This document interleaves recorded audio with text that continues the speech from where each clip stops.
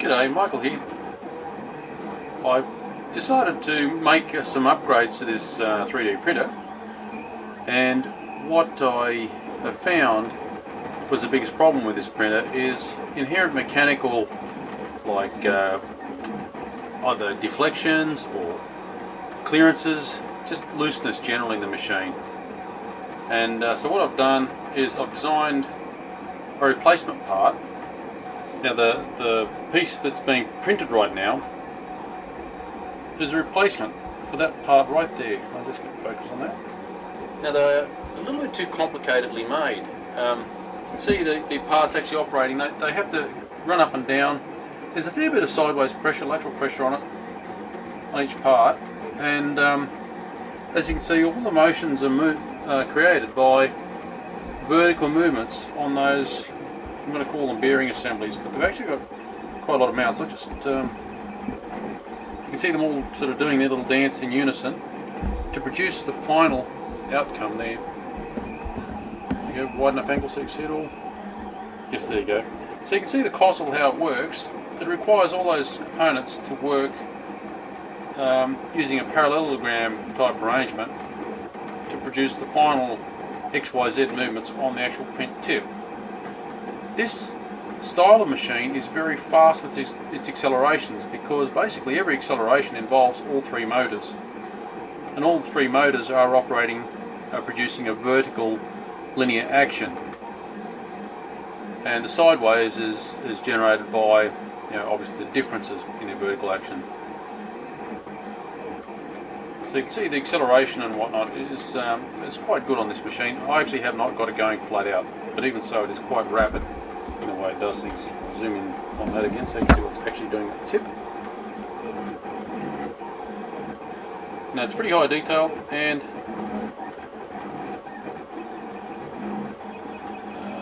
I'm not sure the camera can actually pick up how fast it's moving. You might have just seen a rapid move then, I'm not sure whether that was visible to you. It's insanely fast, this little machine. But again, that's because of the three different axes working together to produce every motion.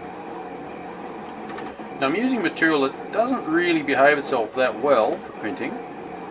It's 10% polycarbonate and 90% ABS. Now the polycarbonate is used to increase its strength, and it really does increase the strength of this material. I've really gotten to like it. It doesn't print as nicely as some of the other materials, but boy is it rigid and strong. It makes quite a good bond between layers. I found it holds threads very well, and that's why I'm using it for these particular mounts. Now I'm directly cutting threads into this material, and it holds threads beautifully. And yeah, I'm actually counting on not needing any metal nuts or inserts of any sort on this component, other than, you know, the actual linear bearings that you can see, the actual bearings themselves that run on the aluminium track. I'll get the finished article. I've made two. I'll just go get them. Now this is my first mock-up of it, and you can see how small it is relative to my hand. And I've actually, even with this low density print, which is done as a mock-up, you can basically see through to the honeycomb internals. If you look carefully there, I'm not sure it shows up very well in the video, but I can certainly see it. I've cut the threads directly into these, I don't know, these offsets, I guess you call them, or standoffs, and they're holding extremely well. This conical part I got slightly wrong, in that they had to mount like a ball socket, which you can see in operation on the machine in the background. There's ball sockets at the end of these tie rods. I had to make some small adjustments. And here's the final. You can see here, I have to make sure that the angle of movement is adequate to allow the movement of the machine. Here you've got sort of a channel for the timing belt to wrap around and hold fast. So I've got two cone mounts for these tie rod ends, or like a ball socket joint. You've got three threads directly mounted into the back of these standoffs, and they to hold the bearings that end up running on the aluminium extrusion. Yeah.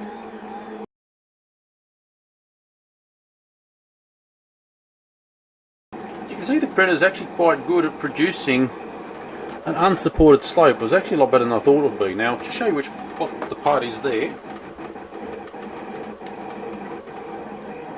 I'll zoom out maybe. There we go. Now the part that it's actually in this orientation that's being printed. But as you can see, there's where are we? I'll look the right way so you can see it. There's an unsupported area here, and that's printing that unsupported quite well. Don't know how well that shows up for you. We'll zoom again. Zoom. You can see that very flat tab coming out towards us right there. It's printing that unsupported, which I'm madly impressed that's even possible. I would not have thought these machines could do that job, but here it is, and yeah, it's quite surprising. The flat underneath, you can see. Don't know what I can. No, the flat portion underneath, about the first 10mm, which is looking very sort of hollow and wireframe, is very much that. It's hollow and wireframe, just as a sort of support to carry the flat area. Now I'll just zoom out again so you can look at this guy. Now this being printed in this orientation, there's this area underneath here that's unsupported, and that's what that wireframe that sits underneath, it's called the support, which obviously makes sense. That support sits underneath, is built up underneath so as to support the clear span between those standoffs. But the other angular piece there, the portion of the cone, is being printed unsupported, and it's producing a fantastic result.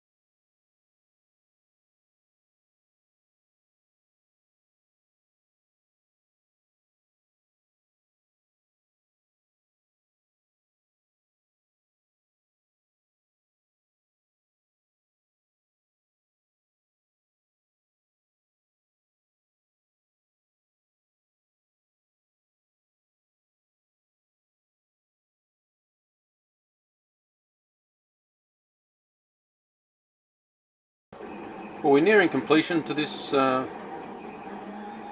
block, what do you want to call it. The machine's reporting 97%, but it appears to just report the height up the product, not the amount of work that actually has to be done still. So it's actually much closer to finished than it reports. It takes around about 2 hours. 1 hour 54 minutes is the time that it takes to produce this part. It's on 1 hour 53 minutes right now, so it's got about a minute to go. Yeah, I hope that's of interest to you. Feel free to like, share, subscribe, make a comment, leave a donation. Maybe you got an idea for a video, let me know in the comments. Yeah, well, bye for now.